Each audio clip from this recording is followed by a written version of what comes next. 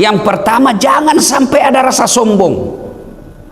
Sombong itu Allah marah kalau manusia pakai. Kenapa? Karena itu pakaiannya Allah. Kesombongan itu hak prerogatif Allah. Maka Allah dalam 99 Asmaul Husna, satu di antara namanya Al-Mutakabbir, yang maha sombong. Kenapa? Karena hanya Allah yang tak memiliki, tak memerlukan apapun, yang tak tergantung kepada siapapun. Kalau kita,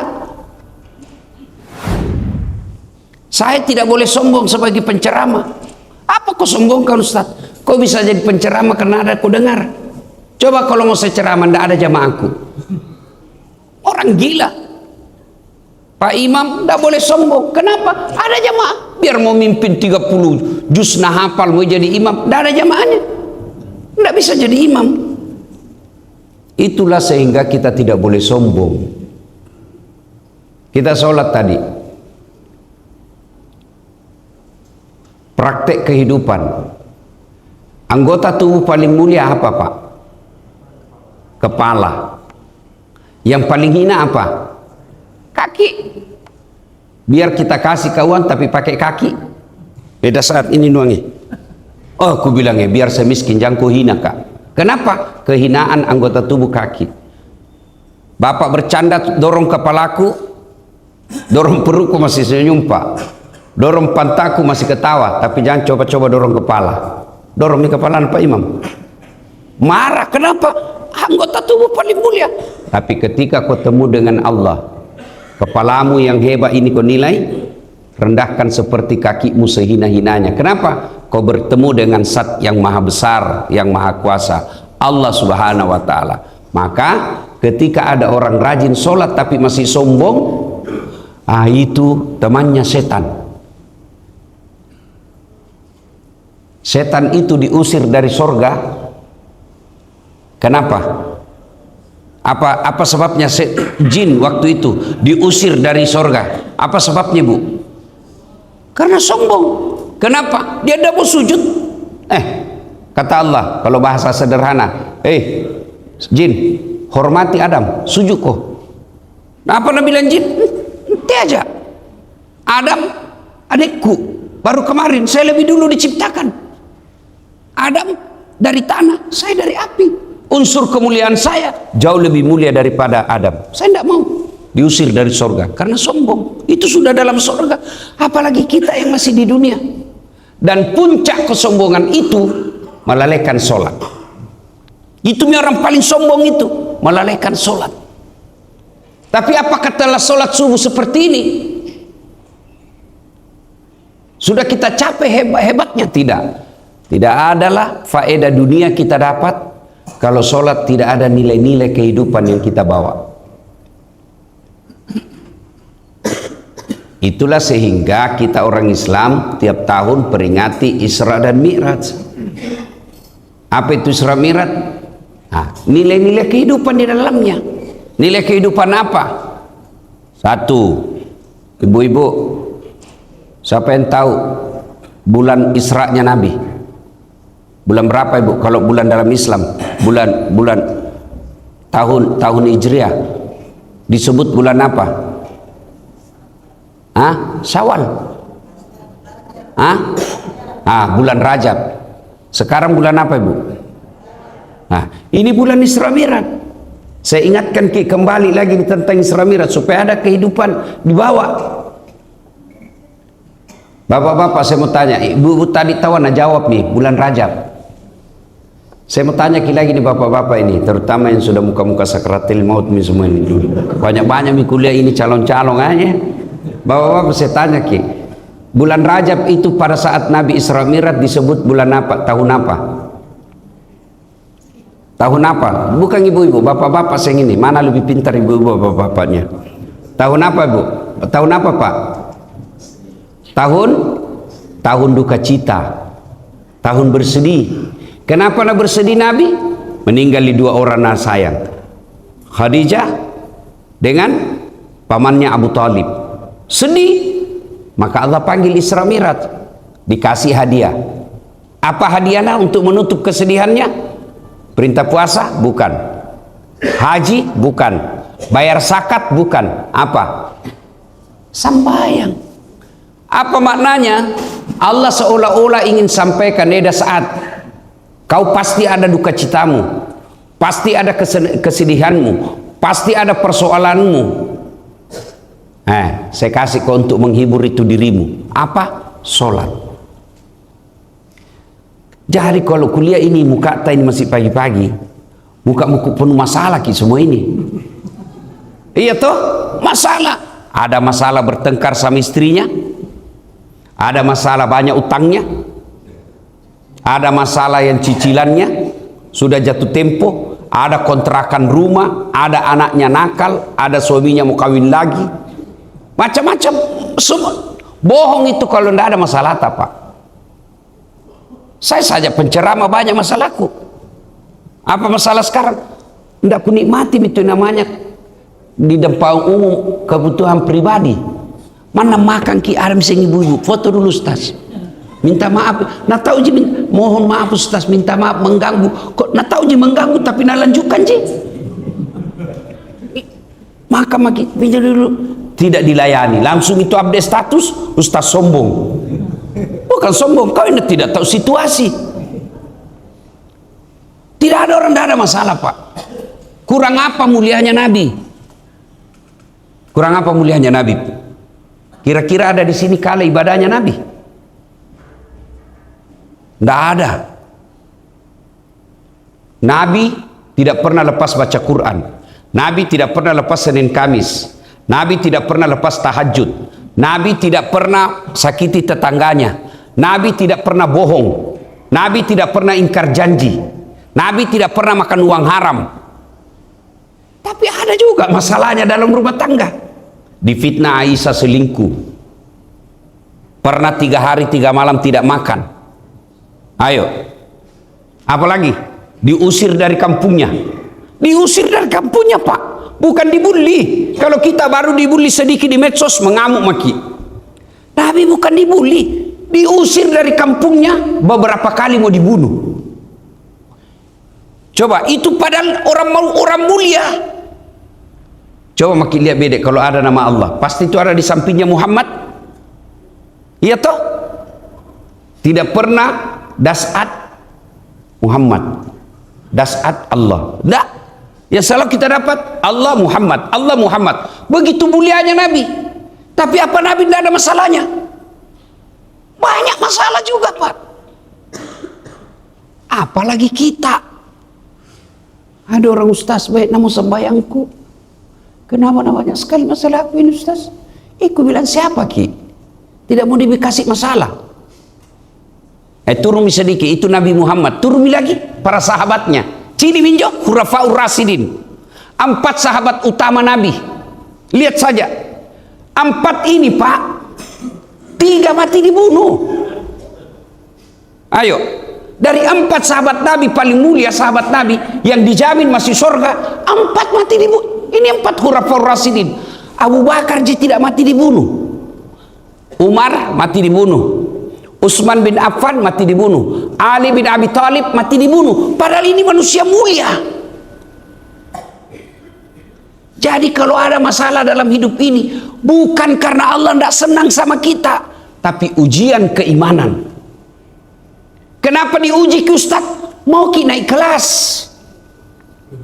Kata pas sekolah ngasen riolo toh, minimal SD.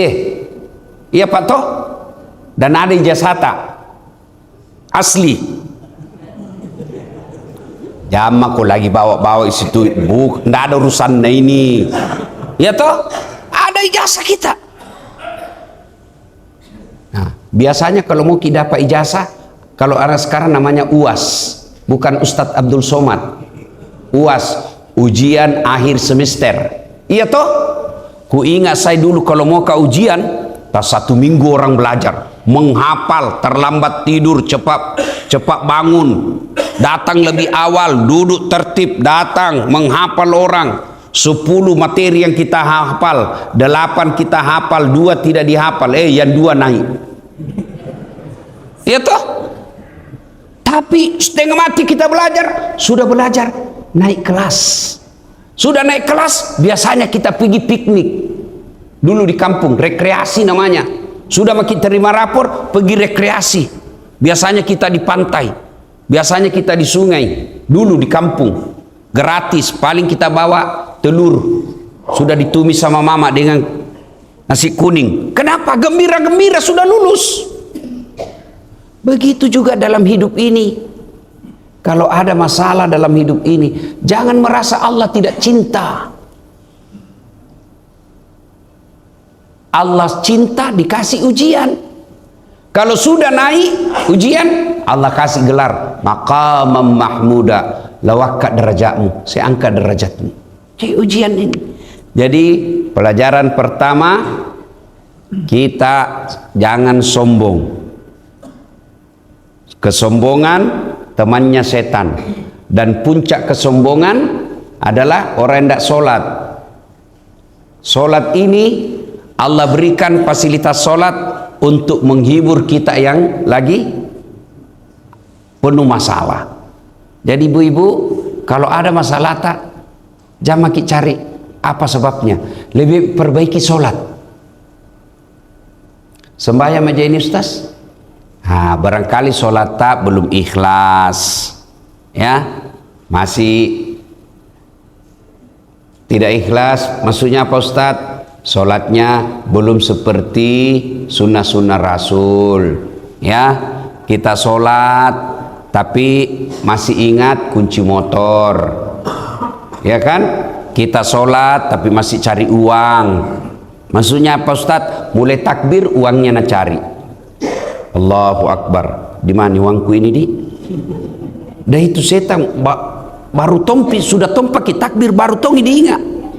Di mana di? Tadinya kayaknya di sadel ku simpan. Diperiksa semua itu kantong. Mudah-mudahan lepas ceramah ini dimulai diperbaiki, ya. Diperbaiki. Ya. Sudah itu nilai-nilai sholat diamalkan dalam kehidupan sehari-hari. Yang pertama, jangan sampai ada rasa sombong. Sombong itu Allah marah kalau manusia pakai. Kenapa? Karena itu pakaiannya Allah. Kesombongan itu hak prerogatif Allah.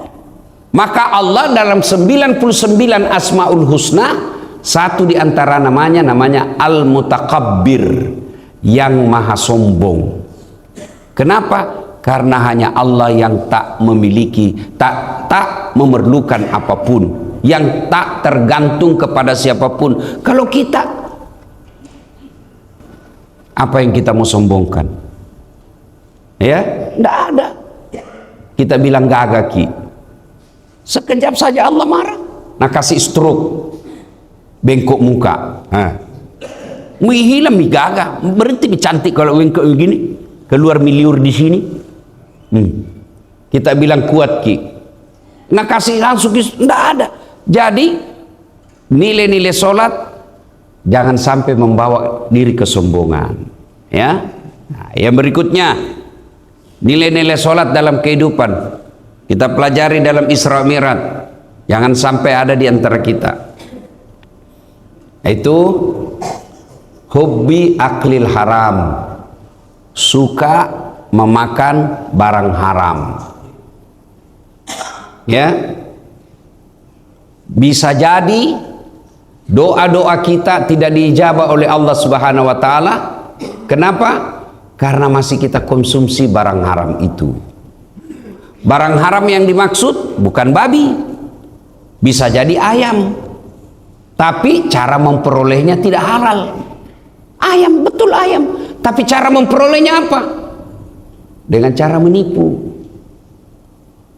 Bisa jadi dia makanan halal, nasi, tapi cara memperolehnya haram. Nah, ini biasa, misal lewat mini, tapi mudah-mudahan tidak lagi. Uang pilkada. Nah, biar orang haji ke masjid nambah tonji, uang pilcale. Iya toh? Begitu ditegur, nah bilang apa? Ini bukan serangan fajar Ustaz, ini sedekah subuh. Kalau masih sering itu begitu, lihat nih hasilnya sekarang. Lihat hasilnya sekarang, anggota dewan tak. Nah, itu saya ingat, itu Tommy enaknya jadi rakyat biasa Pak. Itu Tommy enaknya jadi orang miskin. Kenapa enak Ustadz? Satu, tidak punya potensi sombong. Apa mau disombongkan, karena miskin ki? Kalau orang kaya sombong temannya setan. Tapi kalau orang miskin sombong, bukan lagi temannya setan, dia sudah jadi setan. Ya, itulah enaknya jadi orang miskin, tidak punya potensi sombong. Yang kedua, lebih taat beribadah. Coba angkat kibedek tangan tak yang ada warna 5 miliar di sini. Tapi coba kibedek yang ada hutannya di sini. Coba bayangkan. Yang ada uangnya 5 miliar, upah pernah sambayan subuh. Ya toh?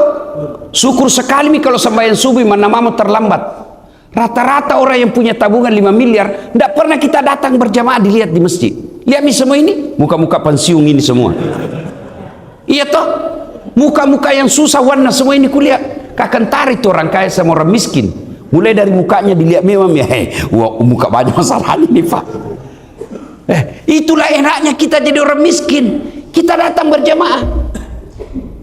Tapi hebatnya tonsi orang kaya, dia gampang masuk surga. Kalau apa? Kalau dia sedekah. Itu tuh, itu kelebihannya. Allah masing-masing kasih amal. Namanya pastabikul khairat. Ambil mako berlomba-lomba mako. Orang miskin datang kau berjamaah, supaya jamaahmu bawa kau masuk surga. Orang kaya kau tidak datang berjamaah, tapi bersedekah kau. Karena kalau kau tidak sedekah, tidak ada pintumu masuk surga yang lebih gampang. Coba mi, pengajian tabligh akbar, tidak ada itu mereka orang kaya, tidak ada. Iya toh? Gotong royong, tidak ada juga itu. Pengajian, lihat ini sekarang, tidak ada. Tabligh akbar, pergi di lapangan Karebosi tabligh akbar, tidak ada tongi. Jadi kalau dia kekayaannya tidak dipakai untuk masuk surga dengan sedekah, maka rugilah dia, susah masuk tonji surga nanti, tapi lamai. Kita yang miskin, pintu tak masuk surga, datang makin berjamaah di masjid. Dan berjamaah di masjid gratis. Itu ini anak genset ini. Karena Anda bilang susah masuk surga. Saya bilang, salah kok deh, yang susah itu masuk neraka. Masuknya Ustaz, lihat mi bedek. Judi bayar atau gratis? Dibayar. Selingkuh, oh lebih mahal lagi, tidak ada habisnya. Sudah dikasih, nah bilang besok lain lagi nak minta, tidak mau kok share ini foto. Lebih banyak ongkosnya. Pergi dugem, dibayar. Kita doakan Makassar sudah mulai banyak tempat dugem, mulai banyak. Tidak mungkin itu distempel lagi tuh Kak. Dia bilang temanku, tidak pernah Pak, iya. Kalau masuk KBD, tempat-tempat begitu distempel itu tangan, dicop di masjid dicop, masuk di masjid ada cop, tidak ada. Dibayar semua itu. Selingkuh, judi, botoro, mabok, narkoba, dibayar ngasih, dibayar semua. Sembayang gratis, berjamaah gratis, mengaji gratis, naik haji kalau mampu. Mampu Pak kok. Dan itu pintu masuk surga. Maka kita orang miskin, pintu cepatnya masuk surga dengan menghadiri kebaikan-kebaikan. Orang kaya pintu masuknya cepat surga bersedekah. Karena kalau bukan itu, susah dia. Tidak pernah datang pengajian, tidak muncul di tabligh akbar, tidak datangi berjamaah, tidak datang di masjid malam Jumat baca Yasin. Kalau kita orang miskin Nah kalau kita sudah miskin, tidak tongki datang di masjid. Orang kaya tidak datang di masjid, enak makannya, bagus rumahnya, mobilnya mewah. Mana mau nanti di akhirat di blender ki. Tapi dia minta wajah gona di dunia, tapi kateng untra tomaki, bocor-bocor rumah, sempi, istri jelek, suami sakulu, anak balala. lalu nak sembahyang ki lagi. Di dunia sengsara, di akhirat lebih-lebih. Nah, ini minta tujuannya kita datang pengajian ya. Nah, bawalah hikmah-hikmah kehidupan itu. Ya. Nah, Bapak Ibu saudara-saudara sekalian, saya masih bicara tentang Isra dan Mi'raj ini kan. Nah, Isra dan Mi'raj itu ada dalam surah Al-Isra. Juga disebut surah Bani Israel. Allah memulai dengan kalimat Subhana. Subhana, maha suci Allah. Banyak Al-Quran bercerita tentang peristiwa-peristiwa sejarah. Tapi sedikit sekali Allah memulai dengan kalimat Subhanallah. Coba, Al-Quran berbicara tentang penciptaan Nabi Adam yang tidak ada bapaknya, tidak ada ibunya. Kalau Nabi Isa bapaknya tidak ada. Kalau Nabi Adam bapaknya tidak ada, ibunya juga tidak ada. Nah, Al-Quran berbicara tentang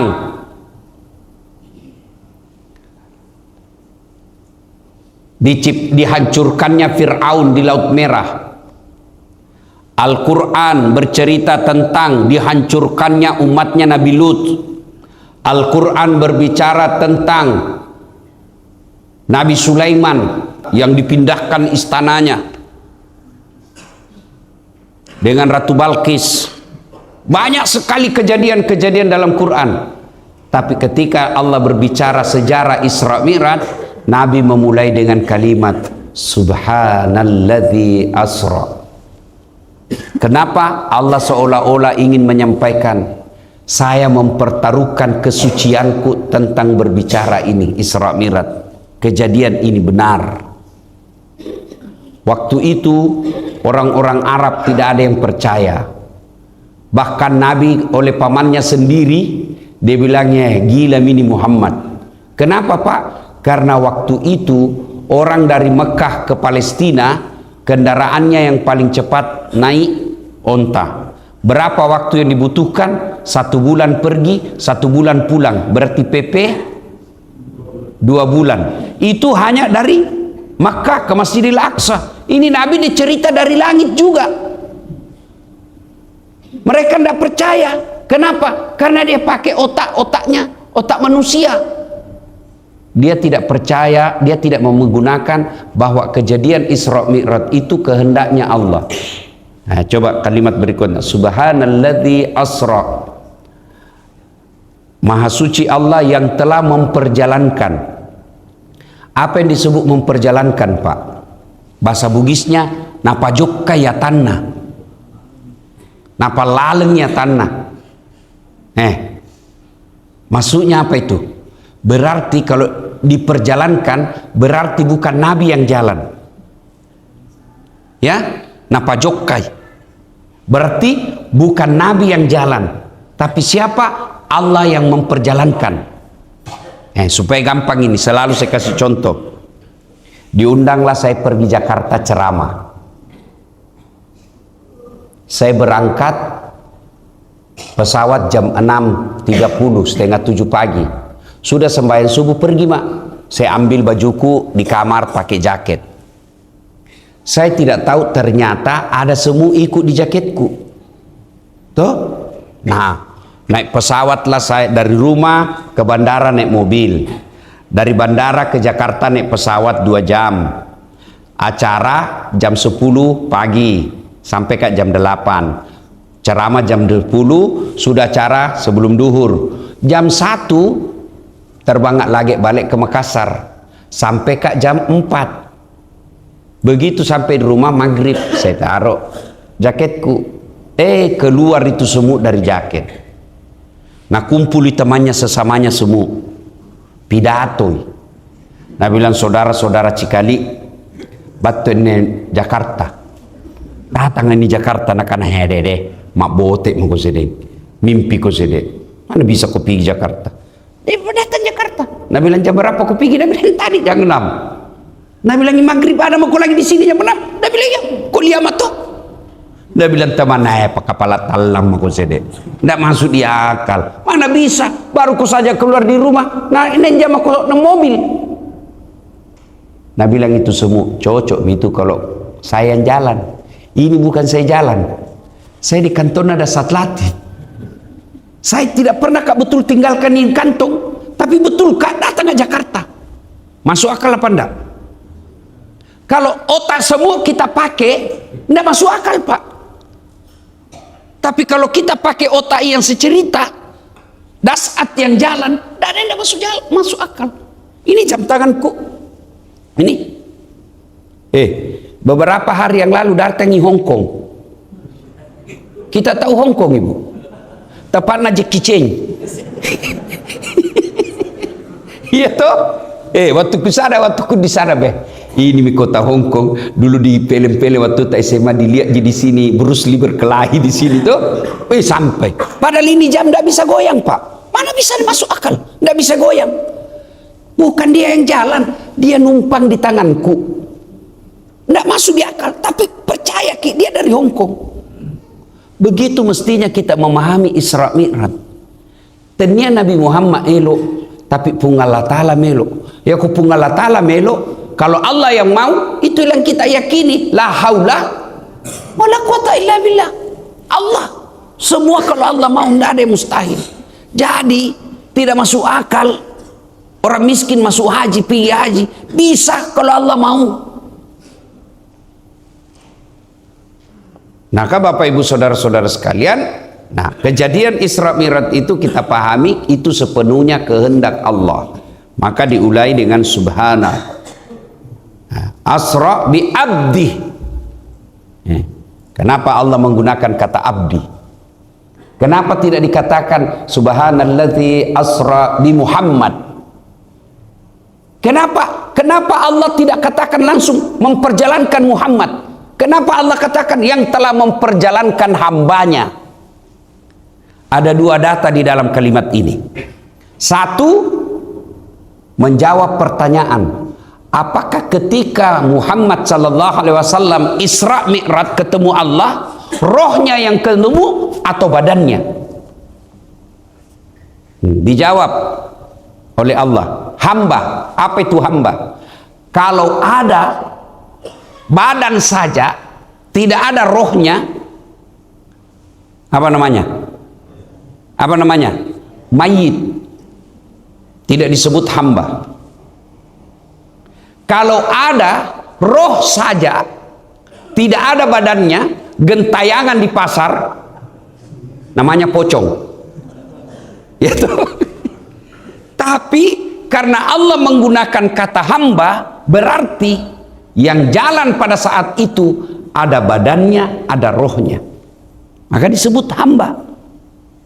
Data kedua disebut hamba. Ibu-ibu, Bu, kenal Ki Yusuf Kalla? Masih sepupu 3 kali ke itu. Mengaku. Iya toh? Begitu dicek ke Pak JK, Pak Yusuf Kalla, sepupu 3 kali kau dasar. Sambaran tuh bilang itu. Iya toh? Allah menyebut Nabi hamba. Berarti Allah yang sudah mengakui Muhammad sebagai hamba. Kalau kita mengaku hamba, saya hambamu ya Allah, betulkah kamu hamba Allah? Betulkah kamu hamba Allah? Yang ada hamba dunia, yang ada hamba jabatan. Kalau kau hamba Allah, as-salatu khairum minan naum, sholat lebih baik daripada tidur. Kau datang karena kau hamba. Tapi ini kan tidak. Salatu khairum minan naum, mengganggu tong itu azan. Talekan cewek masih 10 menit subuh nak kasih mengaji itu masjid, nak kasih nak ganggu-ganggu ki. Hamba Allah tuh bukan itu. Kalau kau hamba Allah, kau tidak menghalalkan segala cara kecuali yang diizinkan Allah. Tapi kau hamba jabatan. Apa maksudnya? Sekali mau jadi kepala dinas, segalanya nak jilat. Mana pantakna orang nak jilat tong, mana anu salah nak bela tong. Itu penjilat itu namanya. Bukan kau hamba Allah, tapi hamba kekuasaan. Kalau kau hamba Allah, ada hartamu fisabilillah. Ada hartamu banyak atau sedikit, banyak atau sedikit, sedikit atau banyak, kasih keluar sedikit. Jangan sampai kau hamba uang. Yang kita sebut at-takatsur, berlomba-lomba, nak kumpul. Kumpul uang, kumpul mobil, kumpul rumah, kumpul istri. Kenapa kita ketawa? Jangan banyak bicara, itu poligami. Kau mau poligami, nah istri tak saja pegang remote, tidak bisa pakai ganti televisi. Paceton. Dia bilang kita ya Ustaz, saya singa di rumahku saya, tapi singa sirkus. Istriku punya sirkus. Nah suruh lompat, lihat itu singa pak, lihat itu singa tuh. Mau dia singa pak, tapi lihat kalau sudah di sirkus sih disuruh lompat di api. Begitu maki kita pak, singa memang, tapi istri tak pemilik sirkus. Nah apa? Kalau kau hamba Allah, ada harta Allah kasih, Allah perintahkan, sedekah fisabilillah. Jangan sampai kita hanya menjadi hamba harta. Nah Bapak Ibu saudara-saudara sekalian, ini saja tausiah kita, mudah-mudahan ada manfaat. Ya, saya dulu Bu kontrak di sini Jalan Harimau. Ada masjid di situ Baitul Aman. Apa sih di situ ada lorong 77A? Di situ kah itu Bu? Saya ngontrak di rumahnya, namanya Puang Besek. Baik, orang kalau kontrak rumah Pak stres. Kalau mau jatuh tempo datang saya tuan rumah, cerita mana, saya bilang dalam hati, mau lagi naik ini. Masya Allah, kalau saya ingat itu waktu di Jalan Harimau Pak, saya tidak percaya hidup saya bisa sampai ke Hong Kong, bisa sampai ke Amerika. Jalan Harimau, maka adik-adik sekalian, kalau susah hidupmu sekarang, perbaiki saja sholatmu. Perbaiki saja sholatmu, jangan mau kau cari muka sama manusia. Makin kau cari muka sama manusia, makin hina kita Pak. Makin kita kejar dunia, makin hina kita. Dan saya sudah buktikan itu, sudah kulewati semua itu. Bagaimana itu mencatat honor, bagaimana itu pilih-pilih honor, bagaimana itu pilih-pilih masjid, sudah kulewati. Tapi makin sengsara perasaanku. Belum saja. Tanya maki semua masjid yang pernah saya tempati ceramah di Makassar setelah saya populer, ada ndak pernah saya minta honor? Ndak pernah saya ambil itu honornya kalau masjid, lorong-lorongan, ndak pernah. Orang kaya pi baru ambil honornya. Kenapa? Karena saya pikir ada hakku di rumah orang kaya. Jadi adik-adik yang susah hidupmu jangan kau putus asa, sembahyang kau saja. Saya sudah buktikan itu Jalan Harimau. Waktu rusuh ini di sini, itu ada kan juga di sini. Tapi kulihat-lihat ji, waktu di Jara ini Kodong Ngarini dulu namanya ini biskop. Itu ada di sini. Itu dulu rumah sakit Dadi, tempat orang gila. Di situ toh, pergi ke sana kita tahu. Ku aja bicara lama-lama, ternyata penghuni. Di situ. Kalau ada orang mau ditelepon teman, tak pikir di situ rumah sakit Dadi, ada di situ namanya TU, telepon umum. Iya toh, paling setengah mati kalau orang pacaran di depan tak. Lah mana tuh, banyak nak koin nak kasih sedia. Beli kau telepon sendiri kau pacaran. Apa? Jalan kaki orang pergi di kalau mau Panyuki, ada datang ustaz kondang. Jalan kaki saya Pak dari Jalan Harimau. Kalau datang Senudin Nemset, Manarul Hidayah. Datang itu Iskandar Eski, kalau datang itu di Mas Panyuki, Majelis Taklim Panyuki 3 Utama, jalan kaki orang dari Jalan Harimau. Nontonlah saya paling belakang. Saya bilang deh, enak nur kalau jadi ustaz. Sekarang alhamdulillah jadi ustaz Kak Pak. Alhamdulillah. Ini Jalan Harimau. Saya sering juga dulu tarawih di sini.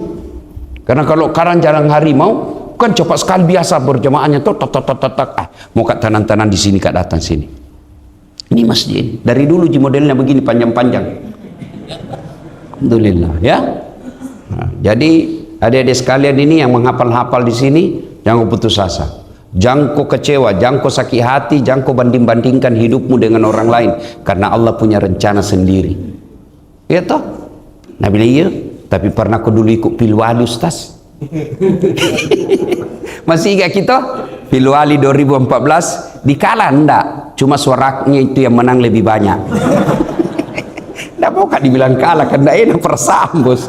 Tapi Allah tahu. Apa dia bilang Tuhan? Barangkali kalau bahasa aku dia bilang Tuhan jamak kau jadi pejabat dasar. Setengah mati kau cari muka, setengah mati kau hormat. Datang gubernur hormat kau sede, datang presiden hormat kau sede, datang jenderal hormat kau sede. Sekarang jadi ustaz, mereka semua yang hormat sama saya.